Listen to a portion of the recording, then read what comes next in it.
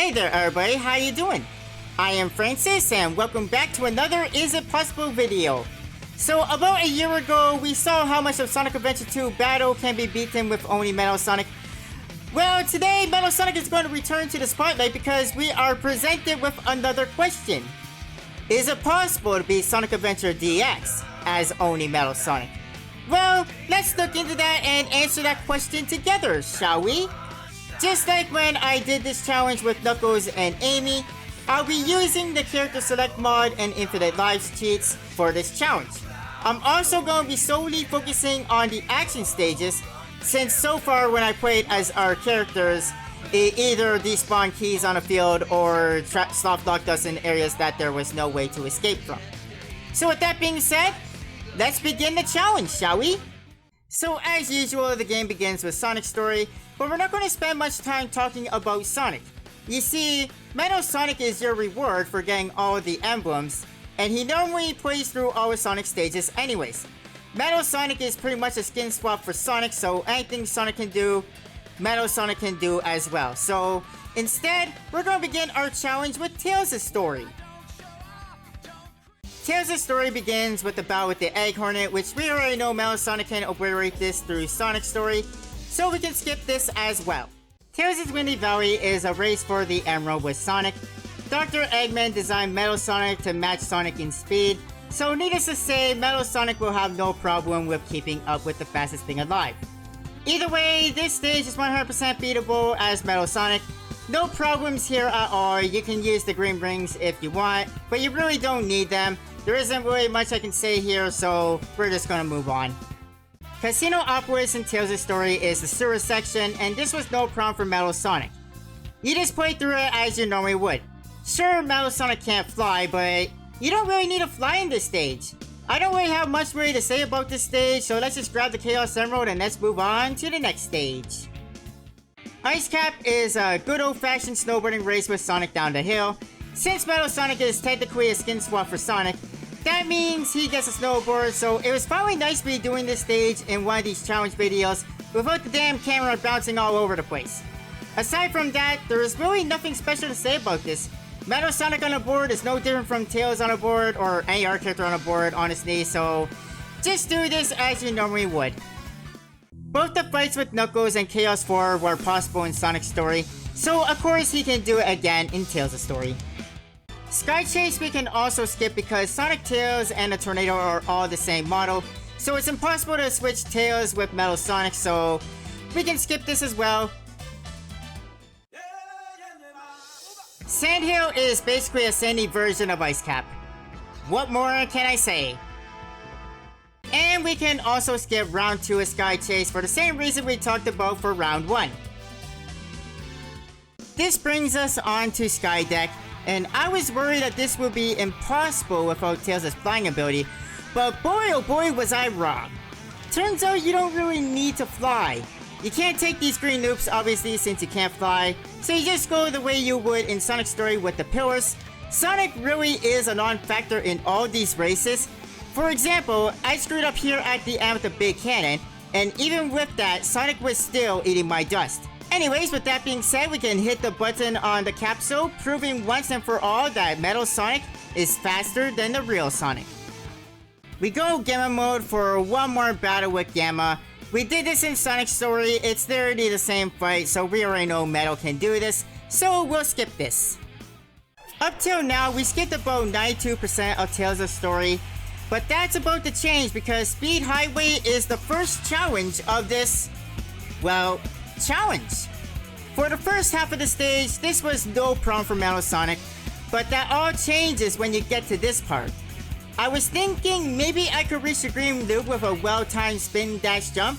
I tried this 10 times and I just couldn't make the jump.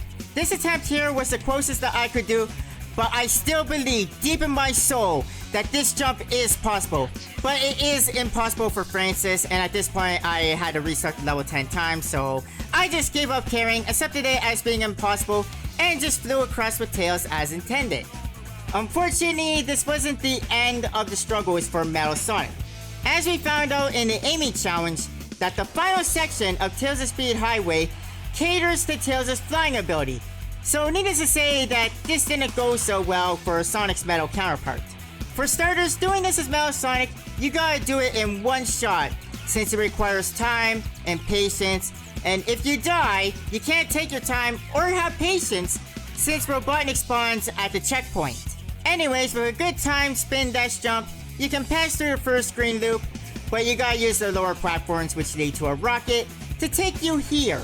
And from here, you gotta do a series of spin dash jumps. This is the farthest I could get as Metal Sonic, so I decided to cheat a little bit since I knew I could get this far as Metal Sonic. I decided to fly as Tails to the rocket, and then switch to Metal Sonic because I knew I needed as much time as I could get. But the rocket completely turned the camera around, and by the time I fixed the camera, it was too late and I had to restart. After 55 minutes of attempting this, I decided to just do this as Tails. I still feel like this is possible as Metal Sonic, but it's not possible for Francis. I'm sorry, I gave it my best shot. But we can end Tails' story on a happy note, because the Egg Walker is possible as Metal Sonic. All you gotta do is play Simon Says with the feet, and then jump into his face until he is no more. Besides Speed Highway, Tails' story was possible as Metal Sonic. This brings us on to Knuckles' story, which is an interesting case. How possible or impossible Knuckles stages are depends on the luck of the draw. Anyways, our first objective in Knuckles' story is to find 3 pieces of the Master Emerald in the Dawn section of Speed Highway, and luckily the Sonic Gods were smiling upon me because the Emerald pieces were in reachable locations for Metal Sonic. The first Emerald piece was in this patrol badnik, the second Emerald piece was in this building you can jump into. This was a fun death, by the way. I accidentally pushed the R button and switched it big and just clipped through the ground and died. Just thought that was worth sharing. Anyways, the final Emerald piece was on this balcony, so Speed Highway was possible with no problems, and one hilarious death. Moving on to Casino Obelisk, which is kinda complicated when you can't climb or fly. But the emeralds were in cooperative locations, however I did learn something interesting. Metal Sonic can't break the golden Sonic statue, so this would be impossible if an emerald piece spawned inside a statue, which luckily, for me, that didn't happen. The Sonic Gods today were really smiling upon me. Anyways, the first emerald was in the lion's mouth, the second one was inside this guy, and the final emerald piece was a little bit tricky to get. It was on this sign, and the only way to get it as Metal Sonic was to jump from above and pull back to land on it. So far, we're 2-0 for Knuckles stages. We are off to a great start. Thank you, Sonic Gods. Chaos 2 is always an interesting fight as anybody who is in Knuckles because this guy guards whenever you get close. You can only attack him while he's attacking, but there's nothing to it. You can still beat him with homing attacks, just don't look at him until he goes to attack. Red Mountain, it is best to start at the top and work your way down because once you grab an emerald, that becomes your spawning point when you die, and if there is a high up emerald, well, this will be impossible. The first emerald piece I found rather easily on a platform in this lava section. The second emerald was buried underground, so unfortunately I had no choice but to switch to Knuckles for that one. And this is unfortunately where I ignored my advice earlier about working my way down the mountain, since the final emerald was up here on these monkey bars, but Mel had no way of going back up. So I had to switch back to Knuckles, climb up this wall as Knuckles, switch back to Metal Sonic, and take a leap of faith and pray to God that I grabbed the emerald piece. If I was smarter, I could have gotten at least 2 emeralds without switching, but I still would have needed Knuckles for that one buried underground. Our perfect streak is over. Sonic and Chaos 4, we already talked about these before, there's nothing I can say that I haven't said before, so let's skip this. Moving on to Lost World. And I know that I said at the beginning that how possible Knuckles' story is totally luck-based. Well, that is more apparent than ever before in this stage. Some emeralds load high out of reach, some are reachable, and others are buried underground. This stage was for the most part friendly towards Metal Sonic, I guess you could say. The first emerald piece I found rather quickly. It was inside this soul badnik. The second emerald was up on this ledge. And now this brings us on to the third emerald. Oh boy. The third emerald loaded all the way over there. It looks somewhat possible, so I decided to try something. You can stand on the ledges of the blue tiles that you can run across. Standing on that, I would jump onto this platform with spikes. And I tried to do a spin dash jump for the emerald. But look at what happens to Metal Sonic as the platform drops. Yeah, good luck preparing a spin dash jump on that. That's not going to be happening. But me being as stubborn as I am, had one more idea. From this moving up and down shifting platform, jump into this opening and attempt a spin dash jump from inside there. But as you can see, I pulled off a beautiful spin dash jump, but the camera didn't cooperate, so I couldn't make it to the emerald. But I feel deep in my soul that this would have been possible if the camera wasn't the worst thing ever. So eventually I just got fed up and did this as Knuckles, but I feel like this is possible as Metal Sonic. If I just had like a better camera angle, it would have happened. But unfortunately, I have to take the L here, even I have my limits. But hey, 2 out of 3 emeralds isn't too bad, right? Moving on to Knuckles' Sky Deck, and as you guys know, Knuckles has a gimmick where you control the tilt. But when you are not Knuckles, this stage tilts itself, which is part of the reason why this became my most despised part in these Is It Possible videos. Luckily, the Sonic Gods were still smiling upon me because Knuckles' Sky Deck didn't take me too long. So I fell to the back, which, you know, happens when the stage auto-tilts, and had to work my way up as is the nature of this stage, and just grab the emeralds as I came across them. The first was just handed to me. All I really had to do was hang on a hook. The second emerald, unfortunately, was underground, so I had no choice but to switch to Knuckles to get that one. And the last emerald was in this garbage chute, which Metal Sonic could easily dash into before it starts to tilt. Unfortunately, I couldn't get all 3 of the emeralds as Metal Sonic because the one was underground. But the fact that I beat the stage in 2 minutes and 28 seconds is enough to put a smile on my face. And that pretty much wraps up Knuckles' story, since we already know Metal Sonic can beat Chaos 6, so we can skip right into Amy's story. Amy's story begins in Twinkle Park, and the best things about playing Amy stages as any character who is Amy is that A, the stages go by a lot faster, and B, 0 is a non-factor.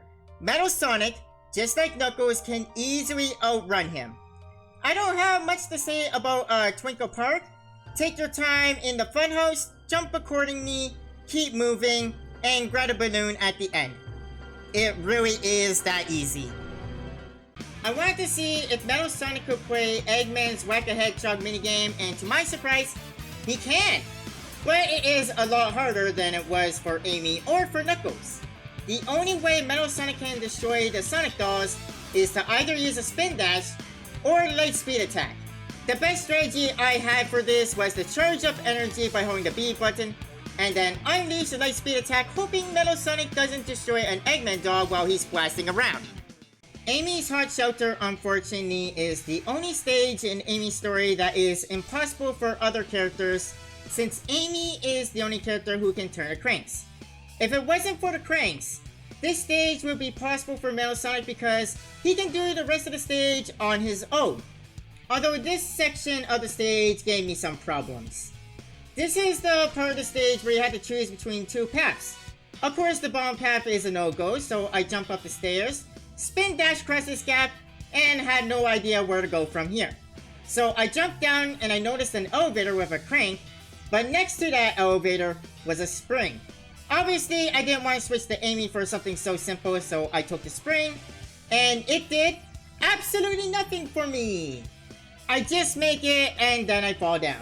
If only Metal Sonic's robotic hands could grab the ledge, then this would be possible. So I died, and I tried again. This time, after I did a spin dash across the gap, I looked around instead of jumping down like last time, and this time I noticed a rocket. So I slowly walked across this railing to reach the rocket. Sure, I probably could have spin dashed to it, but I wasn't going to risk doing something incredibly stupid and falling down. The rocket took me to the cube puzzle, which Metal Sonic can do with no problems. Then the second cube puzzle happened, which Metal Sonic once again can do, but there was some problems reaching the blue cube, which is on one of the beams above your head. Sonic cannot jump that high, and normally for aiming you use the spring which shoots you onto the beam, but it overshoots you for Metal Sonic, so you gotta maneuver yourself in the air and hope that you land on the beam. Once you do this cube puzzle, Hot Shelter is done. If it wasn't for the cranks, this stage would have been possible as Metal Sonic.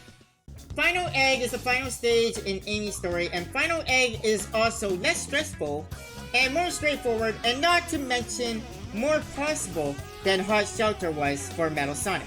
This stage only took me 2 minutes. I really don't have a lot to say about this stage, just play the stage as you normally would. Metal Sonic is so fast that Zero really is a non-factor. You probably won't even realize that he's there. Just grab the balloon and let's be done with it.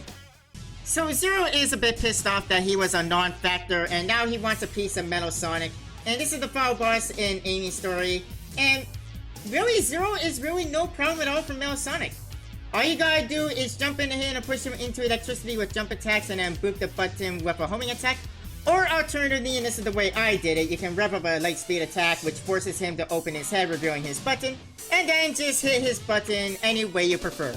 Regardless of what your preferred method is, all you gotta do is hit Zero 3 times, and you will show Zero why he is named Zero, and why Metal Sonic is the superior robot. Next up is Fishing Simulator with Big the Cat. But Metal Sonic's too cool for fishing and says screw that. I'll catch Froggy with my bare hands. So just like with Amy and with Knuckles, there are only 2 things in Big's story that Metal Sonic cannot do. And that is Ice Cap and the Chaos 6 fight. Only Big can pick up the boulders to crack the ice, and Froggy has to specifically be fished out a Chaos 6. He cannot be pulled out with your bare hands. With Fishing Simulator out of the way, it is time for us to enter Gemma Mode. Gemma's first mission ironically is Final Egg, and this stage is pretty straightforward. That is until you get to the end of the stage, and this is where you'll reach a problem. As we learned in every other Is It Possible video, the Sonic doll is guarded by an invisible wall. Only Knuckles so far could bypass this wall because of his climbing ability. Metal Sonic is powerless against this invisible wall and cannot bypass it. So Gemma had to step in here and show Metal Sonic how it is done. Next up, we fight Gemma's brother, Beta. And unlike the training ground, Metal Sonic can demolish him.